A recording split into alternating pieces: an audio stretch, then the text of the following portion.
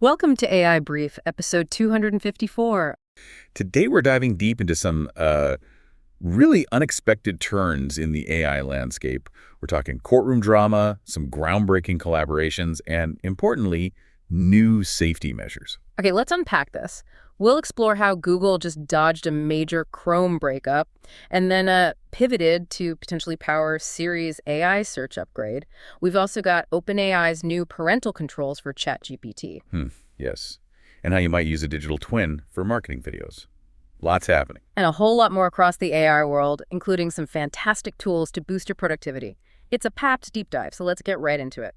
Right, first up, Google. This is where it gets really interesting.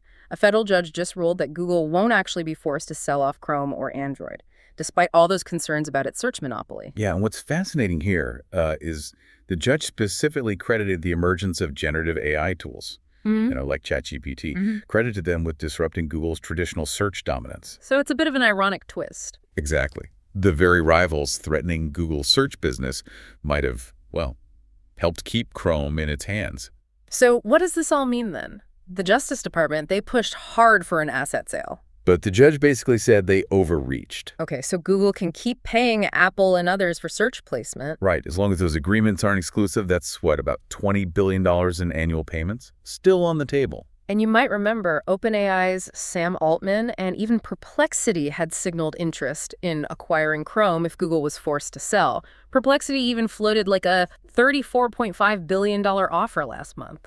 Wild. Well, connecting this to the bigger picture, this legal clarity could now really open the door for Google, allow them to push its own Gemini-driven browser much harder. Makes sense. It just highlights how quickly the AI landscape is evolving, even influencing major antitrust decisions. And sticking with Google and Apple for a moment, they've struck a pretty significant deal, right? That's the report. Google is apparently testing a Gemini model to power web search tools within an AI-upgraded Siri.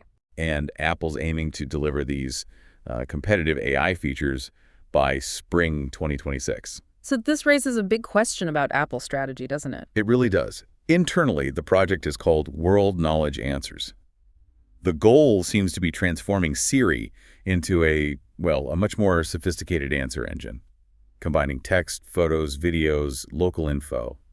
The works. And Google's custom Gemini model would run on Apple's private cloud servers. That's the idea. Apparently offering more favorable terms than, say, Anthropic's reported $1.5 billion annual price tag, so a potentially better deal for Apple. It's quite a contrast, though, when you say Apple reaching out to a rival for help while facing this significant exodus from its own AI teams. That's true. Just last week, the robotics lead went to Meta. Right, and several other researchers moved to OpenAI and Anthropic. And they reportedly shelved acquisition talks with Perplexity, choosing to build internally. Yeah. Or trying to. So is bringing in Gemini a game changer or a stopgap? Well, look, bringing in a frontier model like Gemini could be huge for Siri, a real step up. But, Apple's past delays, it makes any major Siri upgrades feel a bit like a see it to believe it scenario for many. Fair point. It's a bold move, definitely. But one clearly driven by intense pressure to keep pace in this AI race. Okay, shifting gears a bit, let's talk user safety. OpenAI, they just announced new parental controls for ChatGPT coming within the next 30 days, specifically aimed at teenage users. And this is a crucial development, really. Parents will gain oversight capabilities. Things like linking their accounts to their teens, managing active features, setting boundaries for how ChatGPT responds. First user key. And even receiving alerts if the system detects signs of emotional distress in conversations. Wow. How are they determining that? Guidance from medical professionals is apparently shaping OpenAI's detection thresholds here. So they're trying to be careful. And the system will also redirect emotionally charged conversations to better models. Yes, to more robust reasoning models for, hopefully, better analysis and handling. And this rollout follows OpenAI's first wrongful death lawsuit, right? It does. Filed by parents whose son discussed plans with ChatGPT for months before taking his life. A truly tragic situation. Yeah. And it highlights this ongoing challenge. Some call it AI psychosis, where users confide really deeply in chatbots during crises. While parental controls are a positive step for minors, absolutely. Yeah. The broader issue of users relying on AI for sensitive emotional support, that remains a really complex problem. No easy fix there. Definitely not. Okay, let's broaden our view a bit. There's a lot more buzzing in AI today. OpenAI, for instance, is adding new features to ChatGPT itself. Ah, yes, projects. Exactly. Users on the free tier now get access to projects. Lets you group chat, set rules for the AI, upload files. That's for 5 files for free users. And plus, in pro tiers, get more capacity, 25 and 40 files, respectively. It's rolling out now, web and Android first. Makes ChatGPT feel more like a workspace. Totally. And OpenAI is also expanding a secondary share sale to like $10.3 billion at a staggering $500 billion valuation. The numbers are just huge. Meanwhile, in the competitive landscape, Scale AI, they're a Meta-backed startup, and they've filed a lawsuit against a rival, Mercer, and a former employee. What's the allegation? Theft of over 100 confidential files tied to a major client. They claim the employee tried to pitch Mercer to one of Scale's biggest clients before leaving. Ooh, messy. Mercer's co-founder admits the employee retained some documents but denies using them. It gets interesting because Meta's big stake in Scale AI is reportedly driving some customers, like OpenAI, towards competitors, like Mercer. Right, adds another layer.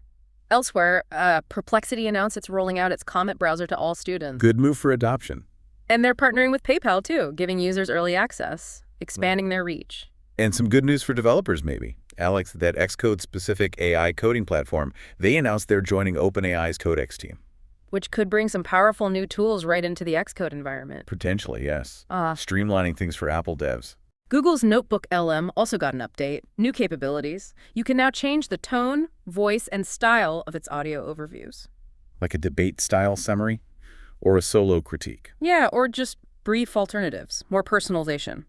And finally, from Google, they unveiled Flow Sessions, a pilot program for filmmakers using their Flow AI tool. They even announced a mentor and filmmaker in residence. Shows how AI is getting deeper into creative industries, not just tech tasks. Absolutely. All right, let's wrap up with a look at some trending AI tools, things that could seriously boost your productivity, maybe your creativity too. Okay, first up, sound. 11 Labs SFX V2 lets you create pretty impressive sound effects just from text prompts. Simple text? Wow. Yeah. And then there's Respeecher TTS. This offers real-time, like Hollywood-quality AI voices, available via API, great for media projects. Cool. If you're into coding, there's Whisper Flow. It's all about vibe coding, apparently supercharged with voice. Vibe coding. Interesting term. And for immersive experiences, Hunyuan World Voyager, an AI world model for creating explorable 3D environments. Taking virtual worlds up a notch. For process automation, check out Magical.